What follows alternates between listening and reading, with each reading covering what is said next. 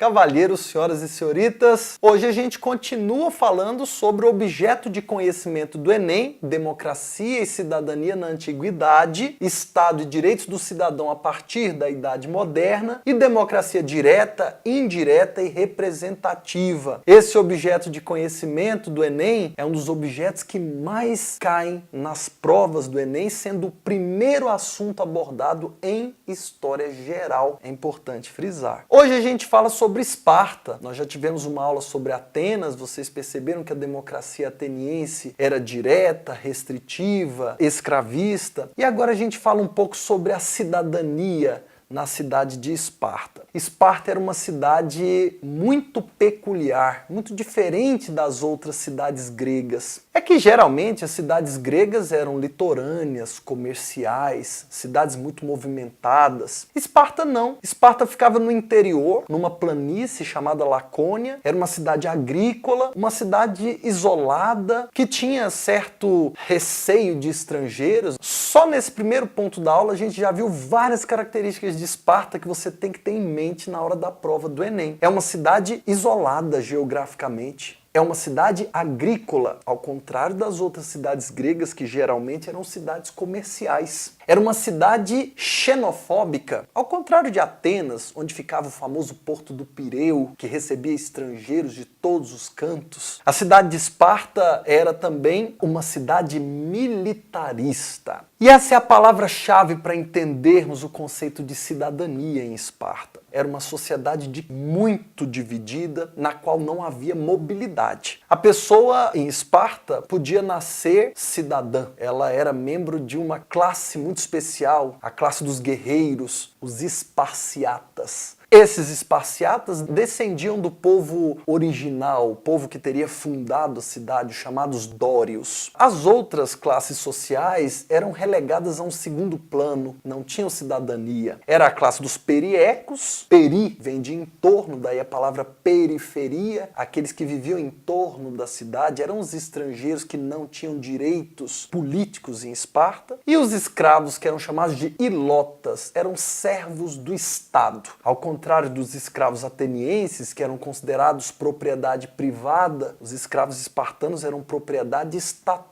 É importante saber que isso cai nas provas. E para você ser um cidadão espartano, primeiramente você tinha que nascer homem. Segundo, você tinha que ser descendente dos dórios. Terceiro, você tinha que ser fisicamente apto. E quarto, você tinha que ter cumprido todos os seus deveres militares. Ao nascer, os meninos espartanos eram submetidos a um rigoroso teste físico para que pudessem ver se eles tinham algum defeito congênito, algum problema físico que os impedisse de lutar. Quando esse menino completava 7 anos, era arrancado dos braços da mãe e levado pelo Estado para viver no regime de internato num quartel militar. No quartel militar aprenderia as bases da leitura, os princípios matemáticos elementares. Ele no quartel aprenderia a costurar, caçar, correr, saltar, lutar. Essa vida do quartel internado durava dos 7 aos 12 anos. A partir dos 12 anos, o menino espartano passava uma temporada nas colinas ao redor da cidade de Esparta. Era uma temporada longa, geralmente durava até os 16 anos. Nesse período ele tinha de se virar sozinho. Era abandonado, nu e sem comida. Não poderia pedir ajuda a nenhum adulto. Teria de sobreviver como forma de testar seu vigor militar, sua capacidade de lutar pela cidade de Esparta. Depois que esse menino voltava para o convívio da cidade, ele ainda permanecia em treinamento. Esse treinamento durava até os 30 anos de idade. Nessa fase ele não era cidadão, era um subcidadão que tinha que obedecer os homens maiores de 30 anos, que tinha que permanecer em rigoroso treinamento militar, que tinha que treinar seus conhecimentos militares atacando os escravos ilotas e tinha que derrotar esses escravos ilotas, senão ele seria punido pelos homens mais velhos. Esse rapaz tinha uma vida muito difícil até os 30 anos. Quando ele completava 30 anos, o Estado dava a ele o direito de se casar, dava a ele também terras, uma casa e permitia a ele ter escravos cedidos pelo Estado. Aí esse homem se tornava um homem adulto, um guerreiro hoplita, um cidadão pleno dos seus direitos, porque a partir de então passaria a participar da Assembleia dos Cidadãos Ápela. Essa assembleia, formada pelos homens esparciatas maiores de 30 anos, era a que elegia o Conselho de Anciãos, uma espécie de senado, composto por 28 velhinhos chamados gerontes. Esse conselho era chamado de gerúsia. Também era essa Ápela, esse Conselho de Cidadãos, que elegia os 5 governantes verdadeiros da cidade. Era uma espécie de primeiros ministros, chamados de éforos, o eforado. Esparta, além desses órgãos de governo, tinha também o governo de 2 reis, um geralmente com a autoridade militar e outro geralmente cumprindo um papel religioso, simbólico, um papel sacerdotal. Assim nós temos o modelo político de Esparta, um modelo em que o direito de cidadania se baseava na hereditariedade, masculinidade e no cumprimento dos deveres militares